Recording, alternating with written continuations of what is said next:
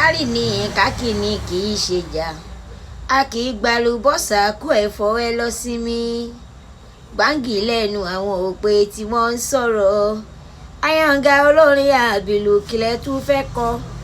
àṣà ń fẹ́ fò lókè adìyẹ lòun ò bá fò ó fẹ́ ṣẹlẹ́yà ní ẹ̀jẹ̀kẹ́yẹ ó pẹ́yẹ ifá ògùn tẹ́rì yẹn kò lè mọ́ mẹ́lòmíràn panápaná kì í pàràwọ̀ ẹ̀jẹ̀ lọ Sinmi bẹ́ẹ̀ wá ṣòkòtò lọ sí ṣòkòtò ẹ ò bá bọ̀ ẹ̀mí adéyẹ bá ṣòkòtò ní díìwá mo ti lé mi ò mà ní sunkún àgbàrá òjò tẹ̀rí ẹ òkùlé wọlé lójú onílé a kì í pagún a kì í jẹgún ṣe ẹ gbọ́ ẹni pagún òní gbáwùjọ ṣe ẹ gbọ́ ojú òní póríṣà kó lóun ó fọ tábà kó lẹ́bọ̀ tó ń gbé lọ fáwọn ọ̀yá ọwọ́ ọ̀tá òní ṣe é pọ́nlá òjò onírọ̀sómi òkun pé kó sùnú ẹ̀ mọ́jú ṣe ẹ̀ ń gbọ́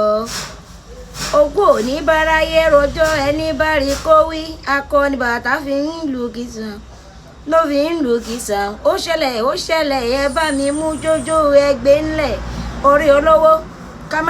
kámárẹ̀jẹ̀ bíi káboyún lọ sọ́sibítù kọ́lá ń sọ kómi àjòwé fáwọn ọ̀tá ẹnikẹ́ni tó bá dùbú mi àríkẹ́ àríyọ̀ ní tọmọ tuntun ọmọ ìlà níjọ́ tó bá kọ́kọ́ fojú káyé ẹni bá mọlé odò kó yà wá sọ orí ẹṣin ò ní dorí igun ṣé ẹ rí pẹjapẹja tó fẹ́ wà wọnú ẹkùn ẹ ṣáà ti mọ̀ pé òun ni iyemọja mi àmúṣọdún kò bínú ẹnìkan ọlọ́run ọba kò bínú ẹnìkan.